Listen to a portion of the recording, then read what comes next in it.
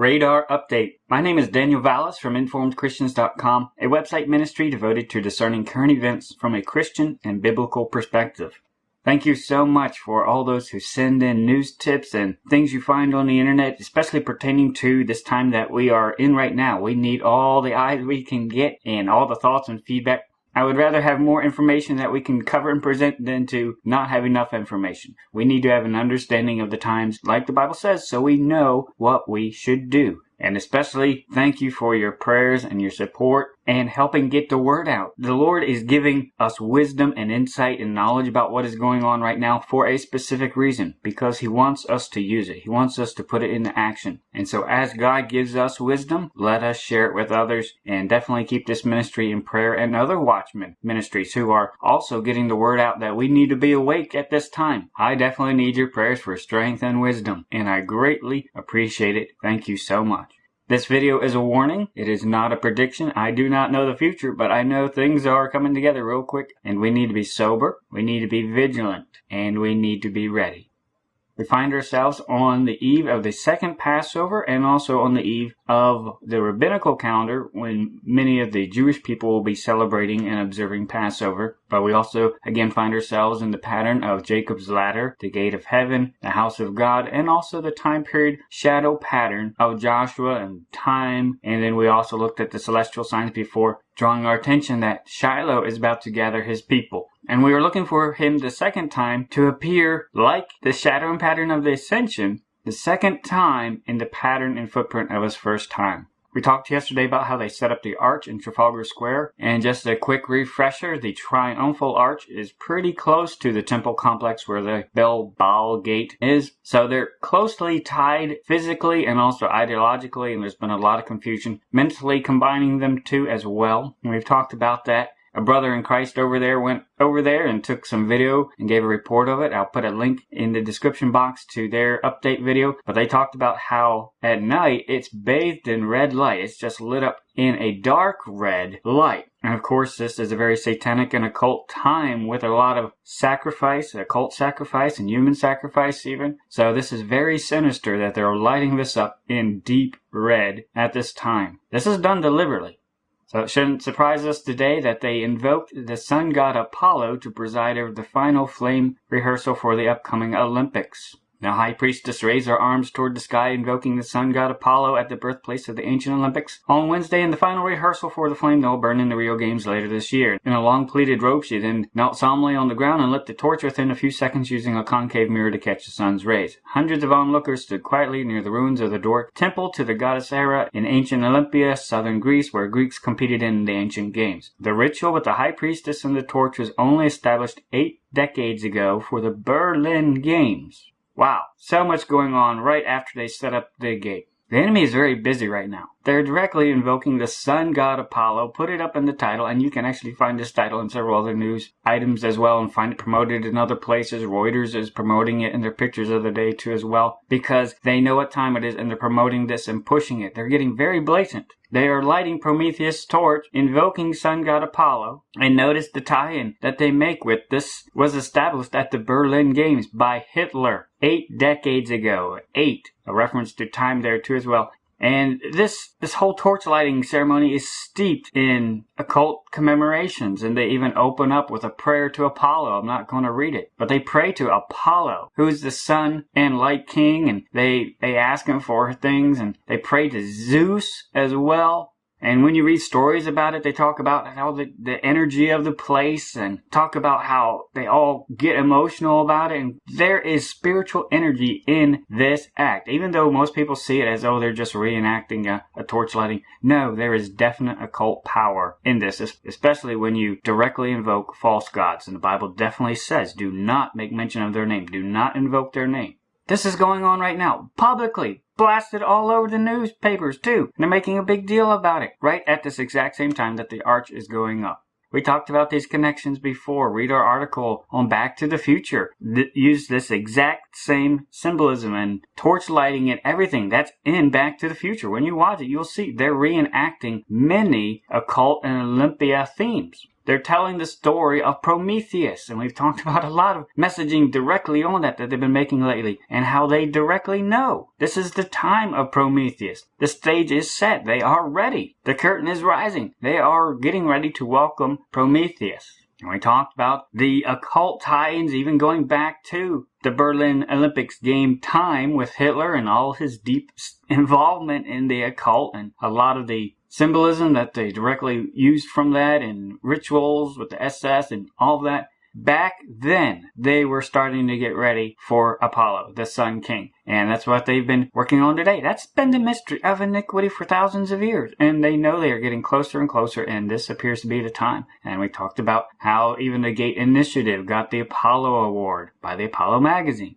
We talked about the Masonic Gate concept and how Google was directly plugging that too as well on a major mention of the Gate Day. And we talked about the 18 being referenced to 666, and then 96, an inverted form of the 69, which references the Cancer symbol on top of the Masonic arch. And the keystone in the arch symbolizes completion, reaching completion. That's what they are working to do, is combine the two pillars, the celestial and the earth. It's not so much the astrological, but the combination of the 69. Bringing to completion the individual temple and their larger work and a lot more. And they know that it's about completed. They know it's about ready. They are ready. The curtain is rising. They know what time it is. We talked about this in the past few months too. This is the whole concept behind the big promotion of the red and blue. That is the 69, visually combining the two. That is their goal, to combine the celestial, which is the blue, with the earthly, which is the red. And this is the big push in all the major movies, and especially with concepts of super gods and demigods and all these people with special powers. You'll always see that same theme pushed of the red and blue, because that's what they're working on, is combining the two. And I found it very interesting that at the BAFTA game awards this year, which when they gave the prize awards to the Rapture game, that they lit it up with the themes of purple, which is the combination of red and blue, purple. And so you often see that theme a lot too, referencing the Antichrist, and the occult is pink or purple. And that's what they're working toward, combining the two.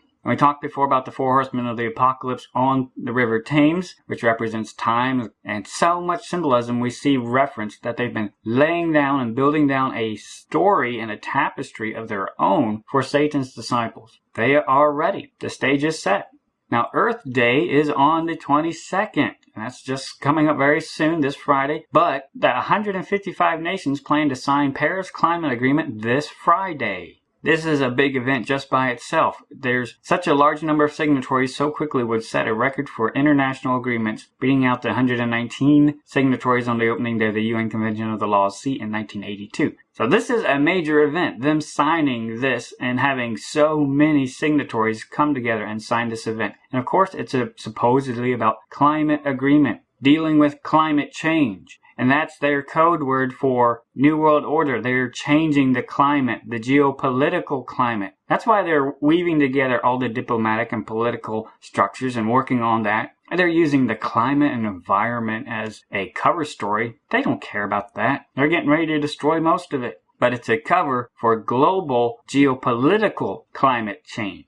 That's happening on the 22nd. Which is the same day as the second Passover and the same day as the Jewish rabbinical Passover too as well. This is a very late in time. That is one important event. A distractionary event is Obama going to London to meet with the royalty and everything. I would view this as a distraction. There may be hints of the London Has Fallen video thing that came out not too long ago too as well. But I would view this event as distraction, because the powers that be know he's the distraction. They know he's not the beast. They know he's not the one of fierce countenance, and they'll mock Christians and they'll put it out blatantly and make it very obvious he is not it. But that's why we read scripture, so we know what to look for. But Obama's a distraction. The big events are happening elsewhere.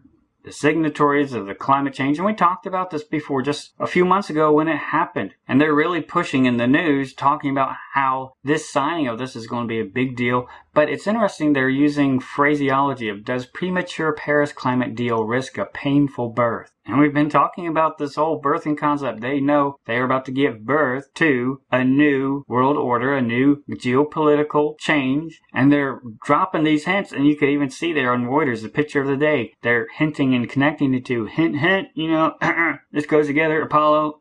It's getting so blatant. Don't pay attention to the distractions at this time. We need to see what is the major important things going on at this time. And remember last year when they started the climate change conference, the French president started out with, what is at stake with this climate conference is peace. The fight between terrorism and the fight against climate change are two major global challenges we must face. When I talked back then of this was a blatant push, among others at that time, of the call for peace and safety. And they're tying it to this climate change conference. And what does the Bible say? When you hear them say peace and safety, then sudden destruction comes. This was one of the major announcements of peace and safety, so it should very soberly catch our attention that they are now signing and coming back to this same thing that started it at this exact same time, in this same time frame, right when the arch is coming down. There is a lot going on right now. And at the time, it made history of how many world leaders they got together for just this one climate change conference. They're getting ready for geopolitical change. They're getting ready for the Phoenix, the Light Bearer, Apollo, and so much more. The enemy is very busy, so we must be alert and attentive and watching and ready. Passover is coming up. Second Passover is coming up as well. And I came across an interesting thought today that they just mentioned that overall Israel, the state of Israel today, is not ready, is not sanctified to truly participate in Passover. Yes, they are going through the motions, but just like we saw before when we talked about second Passover, there is a requirement of being sanctified and being ready and being purified. Israel hasn't been doing that. So in a sense, Israel should more be celebrating and observing the second Passover this year than the first one. And it's very interesting that we find ourselves right now at the second Passover. I do not know the future, but I do know things are getting more interesting. And we see so many celestial signs and prophetic signs calling our attention to this time of Christ's first coming. God is giving us wisdom and insight and knowledge about all these events and prophecy and the celestial signs for a reason. And it comes with great responsibility. Let us apply it and use it and ask the Lord for more wisdom of what we should be doing in our life right now as we get ready for Him. And every man that hath this hope in Him purifieth himself, even as he is pure. Maranatha.